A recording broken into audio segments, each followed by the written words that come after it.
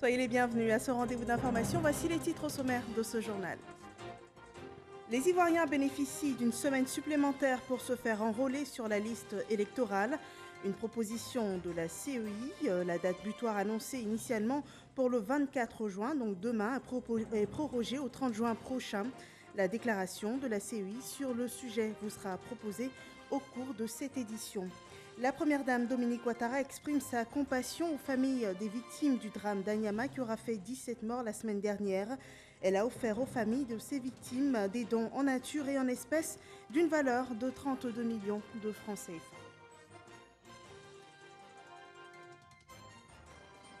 Et puis le point de la situation sanitaire, 227 nouveaux cas et 54 nouvelles guérisons, 2 nouveaux décès ont été enregistrés ce jour. Le total des cas recensés dans le pays aujourd'hui est de 7 904. Les autorités sanitaires réitèrent le respect des mesures barrières. Bienvenue dans ce 23h. Les Ivoiriens pourront encore jusqu'au 30 juin prochain participer à l'opération de révision de la liste électorale. La date butoir annoncée initialement pour demain, 24 juin 2020, a été prorogée d'une semaine sur proposition de la CEI au gouvernement. Écoutons la déclaration de la CEI lue par son porte-parole, Émile Ebrotier. Au regard des statistiques partielles en notre possession, les tendances sont encourageantes. Afin de faire droit à cette requête légitime des acteurs du processus électoral, la commission centrale de notre institution a proposé ce jour au gouvernement la prorogation de l'opération de recensement électoral. Notre intérêt et notre souhait est de conforter l'inclusivité autour du processus. Toutefois, la CEI est tenue au respect des dispositions légales. Elle ne peut donc pas proroger indéfiniment le recensement électoral car elle est contrainte d'organiser le scrutin présidentiel le 31 octobre 2020 conformément à la Constitution et de publier la liste électorale provisoire 3 mois avant le scrutin, soit le 1er août 2020 au plus tard, comme le prescrit le Code électoral. C'est pourquoi nous proposons la prorogation du recensement électoral jusqu'au 30 juin 2020. La CEI réitère son appel en vous invitant à venir nombreux vous faire enrôler. Nos équipes de recensement ont été renforcées. L'autre actualité de ce 23 juin, c'est l'examen du CEPE partout en Côte d'Ivoire. Ce mardi, les élèves du CM2 et les candidats libres au CEPE ont été soumis aux épreuves du deuxième examen blanc comptant pour le CEPE. Voyons comment se sont déroulées les compositions dans le district d'Abidjan avec Raskando. Groupe scolaire Cocody Est. Ici, les élèves en classe de CM2 sont à leur deuxième examen blanc. Ces candidats officiels seront évalués à partir des notes obtenues au contrôle continu et des 2 examens blancs, ce qui leur permettra d'obtenir le certificat d'études primaires élémentaires CEPE. Ça se passe bien. J'ai appris toutes les leçons qui sont sur la feuille. Ce sont des choses qu'on a déjà vues en classe. Donc, je pense que c'est un peu facile. Les candidats libres, quant à eux, font leur évaluation finale au cours de cet examen blanc. J'ai 40 ans.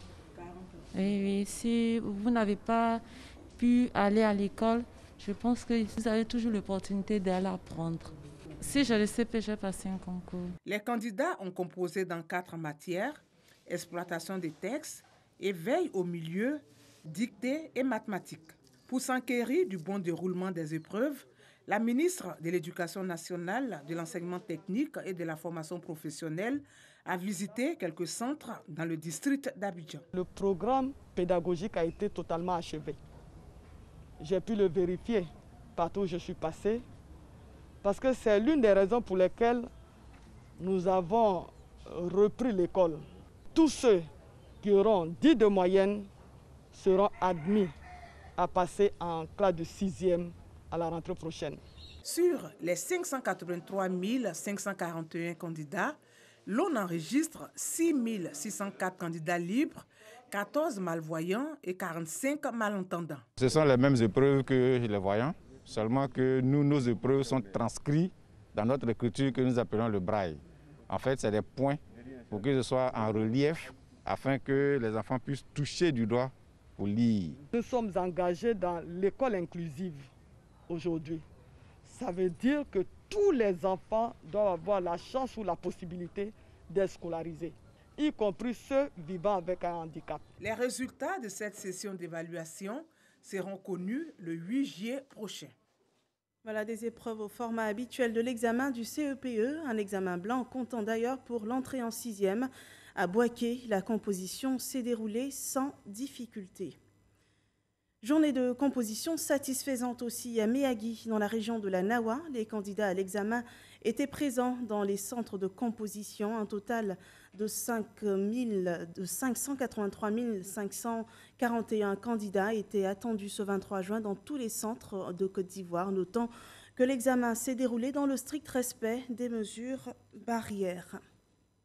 Après l'éboulement de terrain sur des habitations à Anyama, la première dame Dominique Ouattara exprime sa compassion aux familles des victimes. Elle leur a fait porter des vivres et des non-vivres, un geste de solidarité qui a été évalué à 32 millions de francs CFA. Les faits sont rapportés par Mahama Traoré. C'est avec compassion que la première dame Dominique Ouattara réagit au drame survenu jeudi dernier dans la commune d'Anyama. Ce drame me peine beaucoup. Je voudrais adresser mes sincères condoléances aux familles des disparus et leur témoigner toute ma solidarité. Une solidarité qui n'a pas tardé à se matérialiser. Ce mardi, la première dame Dominique Ouattara a mandaté une délégation pour venir assister en vivre et en non-vivre les populations sinistrées.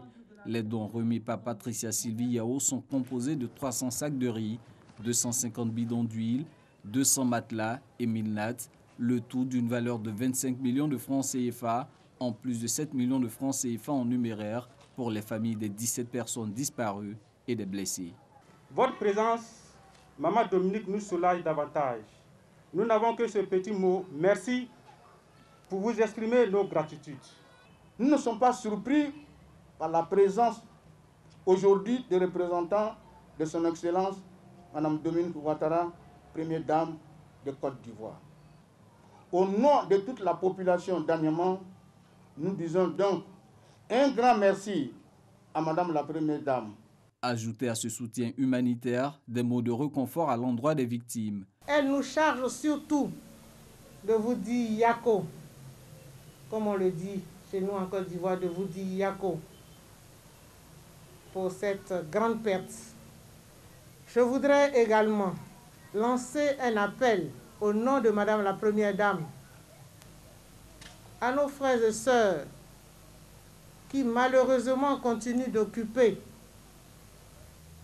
des zones à risque, qui vivent encore dans des zones dangereuses pour la vie de leurs familles, de leurs enfants.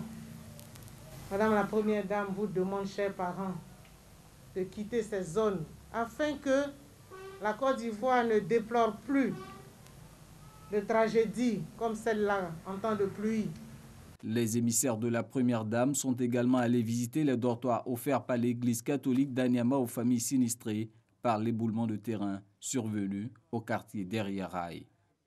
Un drame survenu, on le rappelle, suite aux fortes pluies de la semaine dernière. Et face à ces pluies diluviennes, des actions de grande envergure seront amorcées en vue de trouver des solutions durables. C'est la conclusion de la réunion extraordinaire du comité de coordination élargie. Des précisions sur la rencontre sont données par Astou Touré. 19 décès, dont 16 à Anyama, 9 blessés et 721 ménages sinistrés, soit 3605 personnes affectées. C'est le triste bilan causé par les pluies diluviennes au jour du 21 juin 2020. Ajoutez à cela la question des populations défavorisées à l'épreuve de la COVID-19. Ce sont autant de dossiers qui ont suscité cette rencontre extraordinaire du comité de coordination élargie, CCE, au 16e étage de la Tour E, au ministère de la Solidarité, de la Cohésion sociale et de la lutte contre la pauvreté. Nous avons félicité le gouvernement de Côte d'Ivoire pour sa réponse rapide qui a été apportée aux familles sinistrées, en anticipation de ces problèmes, mais aussi en réponse à ces inondations. Et nous avons convenu de rapidement réaliser un inventaire des besoins pour ces familles sinistrées, afin de pouvoir apporter une aide humanitaire supplémentaire. Maria Toukone salue ses partenaires humanitaires engagés auprès du gouvernement afin de juguler ces crises liées aux inondations et à la Covid-19. Les partenaires sont disposés à nous accompagner avec des appuis directs et nous voulons profiter du micro pour saluer tous ces partenaires. Les partenaires ont en outre assuré de leur disponibilité à accompagner et à renforcer les systèmes existants, notamment en matière de sensibilisation, d'alerte précoce, d'assistance alimentaire et sanitaire. Voilà des pluies diluviennes qui côtoient la crise sanitaire liée à la Covid-19 et face à la situation, le plan de riposte établi par le gouvernement ivoirien tourne à plein régime pour limiter l'impact de la Covid-19 sur les populations.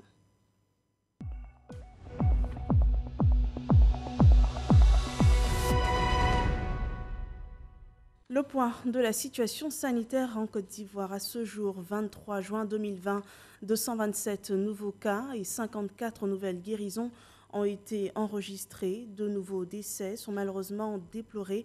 Le total des cas recensés dans le pays est de 7 904 personnes touchées par la pandémie. Des précisions sur ce dernier bilan dans cette déclaration du ministère de la Santé et de l'Hygiène publique. Point de la situation de la Covid-19 au 23 juin 2020. Le ministère de la Santé et de l'Hygiène publique a enregistré ce jour, mardi 23 juin 2020, 227 nouveaux cas de Covid-19 sur 1303 échantillons prélevés, soit 17,4% de cas positifs. 54 guéris et 2 décès. Nous déplorons 2 décès dans un établissement sanitaire privé. Il s'agit d'une patiente de 51 ans, obèse, diabétique et hypertendue, décédée le 21 juin, et d'une autre patiente de 66 ans, décédée le 22 juin, avec pour antécédent un lupus érythémateux disséminé. Le ministre de la Santé et de l'Hygiène publique présente ses condoléances aux familles éplorées. À la date du 23 juin 2020, la Côte d'Ivoire compte donc 7 904 cas confirmés, dont 3 182 personnes guéries, 58 décès et 4 664 cas actifs. Le nombre total d'échantillons est de 47 299. Le ministre de la Santé et de l'Hygiène publique rappelle que la pandémie n'est pas terminée. Il exhorte les populations vulnérables, notamment les personnes âgées et les personnes atteintes de maladies chroniques, à réduire leurs déplacements afin de se protéger et de préserver leur santé.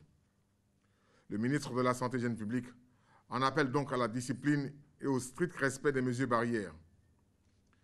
Pour stopper la transmission, nous devons tous être responsables.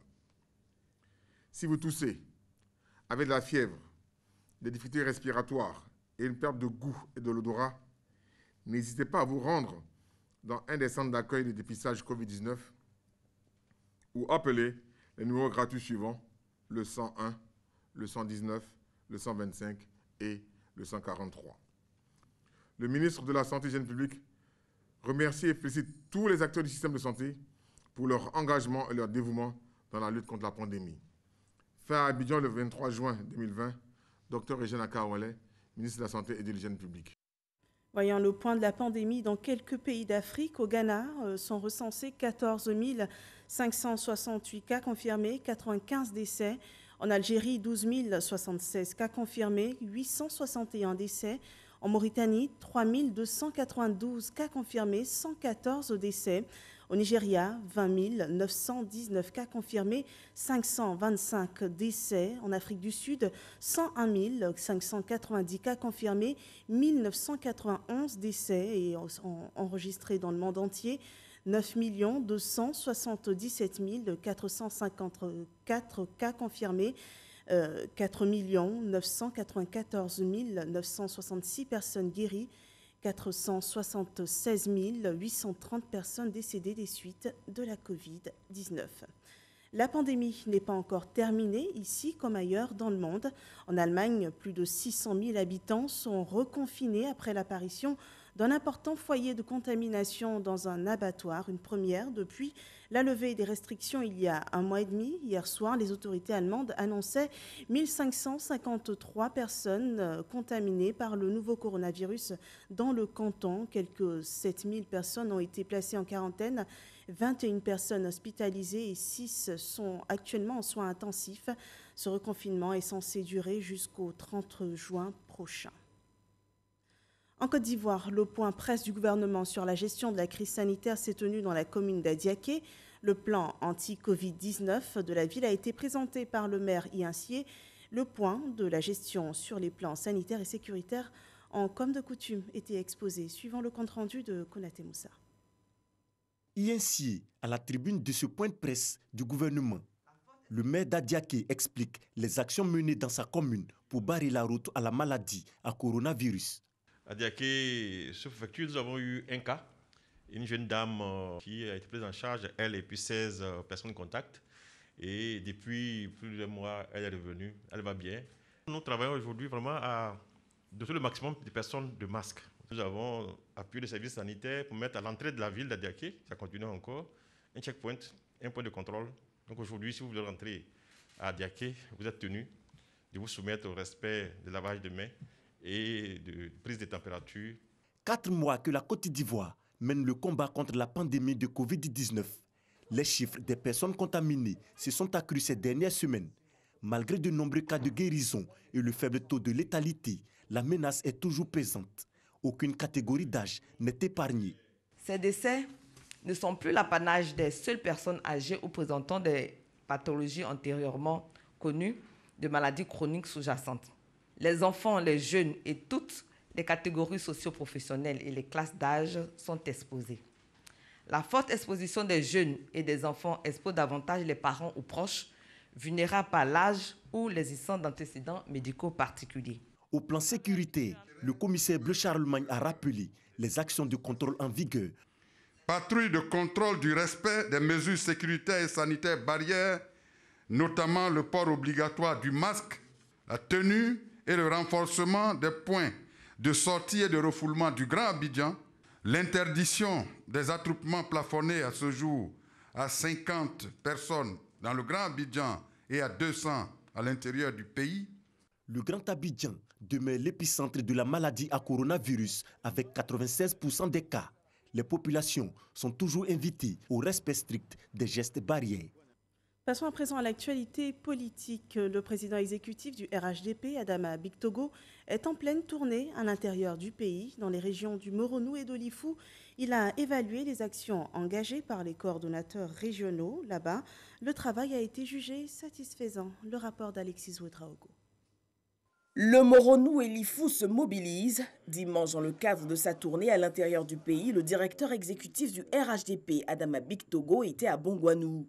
L'occasion pour le coordonnateur régional du Moronou, par ailleurs coordonnateur du Grand Centre, Théophile Awandoli, de dresser le bilan de ses activités. Notre objectif, c'est de faire en sorte qu'il y ait suffisamment de nouveaux électeurs, en mobilisant bien sûr les anciens, afin que, à la fin du processus qui se termine par les différentes élections, que le RHDP sorte vainqueur, aussi bien pour l'élection présidentielle que les élections générales et locales qui vont suivre. Les membres de la coordination régionale de l'IFU, conduite par le maire de Pricro et Krakwakou Antoine, ont aussi pris part à la rencontre. La région compte quelques 105 000 électeurs, avec pour objectif d'atteindre 4 000 nouveaux électeurs. Le directeur exécutif du parti a demandé aux membres de la coordination d'être à l'écoute des militants. Il a surtout exigé la solidarité entre eux. Ce que nous notons, c'est qu'aujourd'hui, nous avons un parti qui a su s'organiser pour l'inscription sur le listing électoral, qui a su s'organiser pour amener ses militants et tous les sympathisants à disposer de certificats de nationalité. Je voudrais aujourd'hui, en terminant dans le Moronou, saluer la méthodologie qui a été mise en place par le coordonnateur régional, l'inspecteur général d'État Awandoli, et je l'ai retrouvé partout, que ce soit à Yamoussoukro, dans le Lodjibois, à Boaké, à Toumoudi, dans le Nzi, dans l'Agnébi. Il y a non seulement et l'organisation et la mobilisation. Vous savez qu'il y a deux éléments qui fondent la victoire, l'engagement et l'organisation. Plusieurs dons ont été faits aux différentes coordinations. L'opération de révision de la liste électorale prorogée au 30 juin prochain, les politiques poursuivent donc la sensibilisation auprès des populations avec pour cible les nouveaux majeurs. Et c'est l'action entreprise par le coordonnateur associé RHDP de la région des Grands Ponts à Kassaye-Lazare et rencontrait hier à Djidjikro dans la sous-préfecture de Grand Laou les associations de jeunesse, suivant ce compte-rendu de Jean-Marc Djadji. Les nouveaux majeurs de villages de la sous-préfecture de Grand Laou, dans la région des Grands Ponts, sont à l'écoute du coordonnateur régional associé RHDP à Kassaye-Lazare. Réunis à Djidjikro, dans le dit département, ils sont exhortés à s'inscrire massivement sur la liste électorale afin d'assurer la victoire du candidat RHDP, Amadougon Koulibaly. La jeunesse est vraiment motivée, mobilisée, mais un grand souci se pose, surtout au niveau des jeunes majeurs. Les jeunes majeurs sont en majorité des élèves ou des gens démunis qui n'ont pas pour avoir 1000 francs ou 2000 ou 3000 même pour faire le certificat de nationalité, on a tout un problème. À Grand Laou, nous voyons que nous sommes beaucoup en retard. Donc, qu'est-ce qu'il faut faire? C'est s'inscrire massivement et puis voter le candidat choisi par le président Alassane Ouattara pour qu'il pense aussi à nous, pour pouvoir développer aussi notre région. Le coordonnateur RHDP, à Kassaye-Lazare, rassure les nouveaux majeurs et se dit satisfait du bilan à mi-parcours de l'opération. Je suis venu aujourd'hui pour faire le point avec mes collaborateurs, pour voir en direct avec nos militants quelles sont les avancées, mais aussi les points de blocage éventuels. C'est ce qu'on a fait. La satisfaction est totale. Du matériel de communication et de bureau est offert aux leaders de jeunesse pour le suivi de l'enrôlement. Le RHDP vise faire enrôler plus de 10 000 nouveaux majeurs dans la région des Grands Ponts pour la victoire du parti aux élections présidentielles d'octobre prochain. La participation massive des populations au renouvellement de la liste électorale motive aussi la coordination régionale RHDP du Poro qui veut s'assurer du bon déroulement de l'opération. Ami Sissoko. 100 000 nouvelles personnes à inscrire sur la liste électorale dans le Poro. C'est l'objectif de la coordination régionale du RHDP. Avec son équipe, le ministre de la fonction publique, Issa Koulibaly, arpente villes et villages pour galvaniser militants et sympathisants RHDP à s'inscrire sur la liste électorale. À Korogo, Kémou, Napié, Choloka, Koko, Djemilika et Kafine, il a échangé avec les responsables locaux du RHDP, les chefs de village et de communauté, ainsi que les leaders communautaires. Évoquer le processus d'enrôlement sur le fichier électoral. Le point mi-parcours de l'enrôlement révèle des difficultés. D'après les évaluations que nous avons pu faire, l'équipe de la CEI ne peut pas enrôler une personne en moins de 10 à 15 minutes. De ce fait, en 1 heure de temps, l'équipe peut enrôler 4 personnes. S'il travaille 10 heures par jour, ça fait 40 personnes. Le coordonnateur régional du Poro a promis remonter l'information à la commission électorale indépendante. Il y a des difficultés, ça c'est sûr, mais les difficultés ne doivent pas être un obstacle qui nous empêche. Nous devons avancer et faire avec ce que nous avons. Le parti fera sa part, j'en suis convaincu. Pour la coordination régionale RHDP du Poro, la victoire au soir du 31 octobre se joue maintenant. À travers cette mobilisation pour l'enrôlement des militants du parti, il s'agit de garantir la victoire de leur candidat, le Premier ministre Amadougon Koulibaly, dès le premier tour. Voter est un devoir civique dont devrait s'acquitter chaque Ivoirien. Il faut pour cela figurer sur le fichier électoral. Al-Désiré Ouloto le rappelle dans la région du Cavali, dont elle est la coordonnatrice régionale RHDP. Le point de sa mission dans la région est rapporté par Herve Boué. La coordination du Rassemblement des ouvriétistes pour la démocratie et la paix, RHDP du Cavali, sensibilise ses militants et sympathisants à prendre part aux différentes opérations d'établissement de la carte nationale d'identité et de révision de la liste électorale. À Zagné, dans le département de Taï, le message de Anne Désiré Ouloto, coordonnatrice régionale du Cavali, est clair. Dans un pays, on gagne une élection en votant. 31 octobre, on doit aller voter pour gagner. Pour aller voter, il faut que ton nom soit sur la liste électorale. Je voudrais dire à ceux qui ne sont pas inscrits sur la liste électorale, ne dormez pas.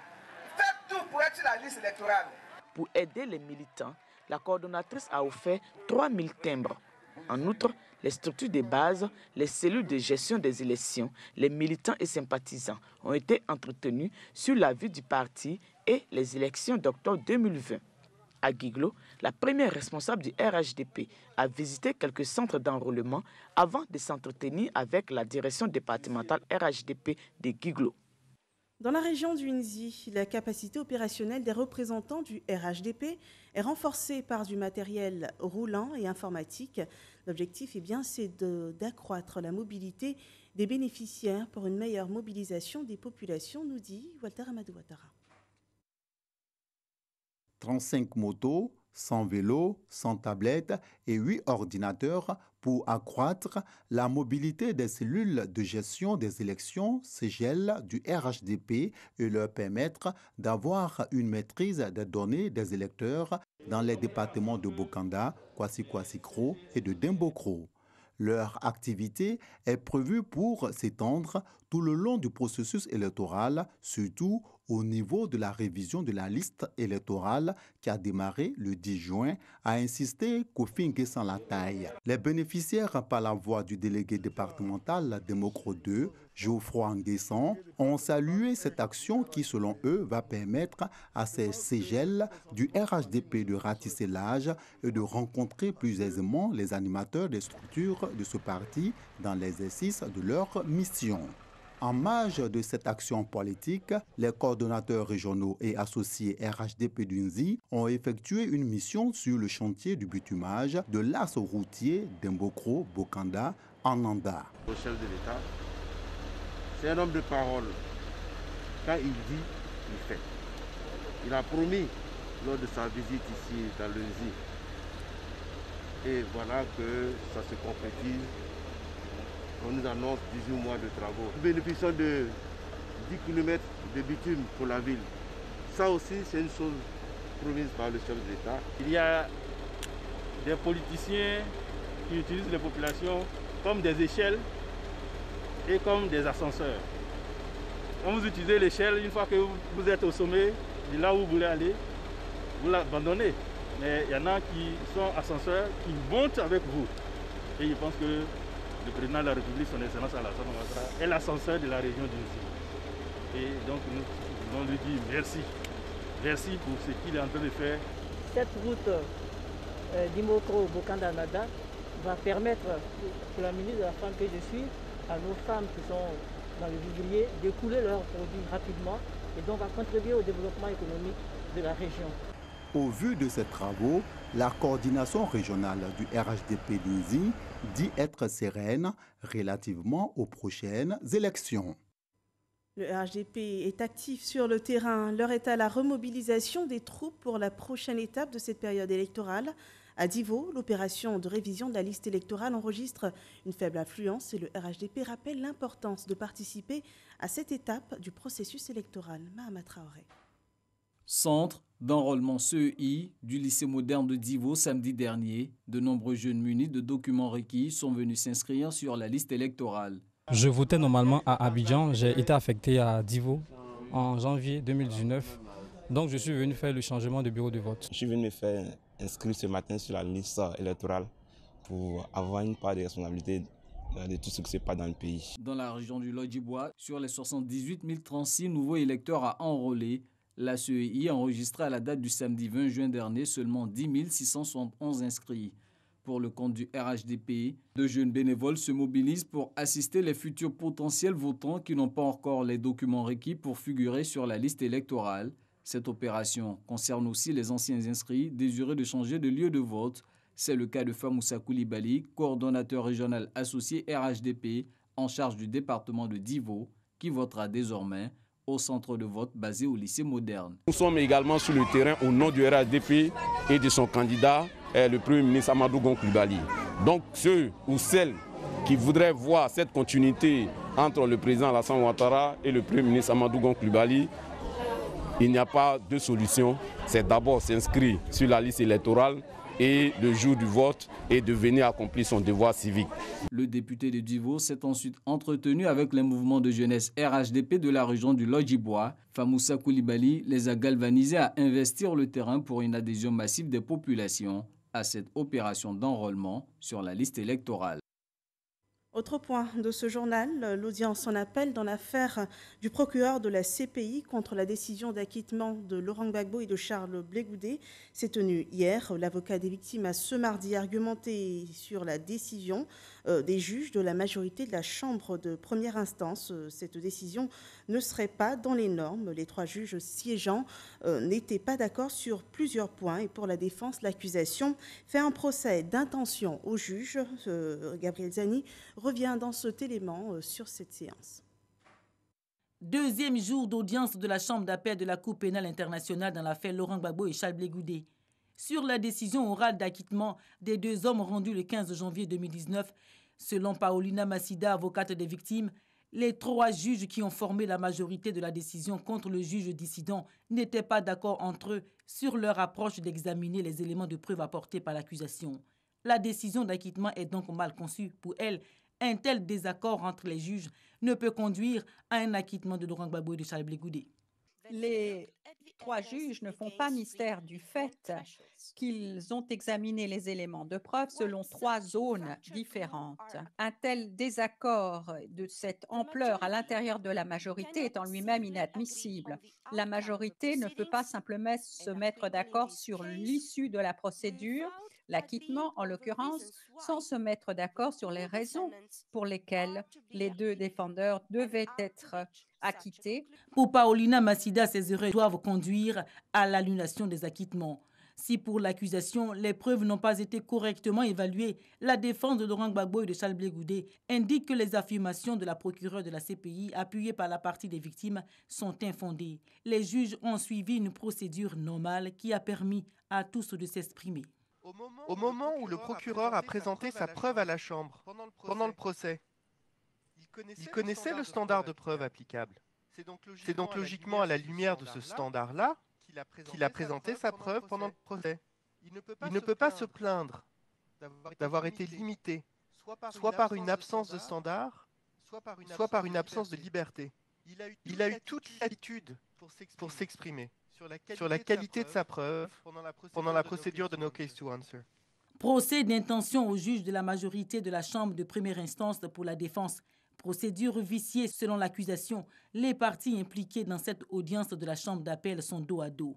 Dans ces audiences, dont l'issue déterminera la suite de l'affaire Laurent Gbagbo Charles Blé Goudé, la décision de la Chambre d'appel est très attendue. Dernier point de ce journal. Merci de nous avoir suivis. Je vous retrouve demain pour une autre édition d'information. Bonne soirée chez vous.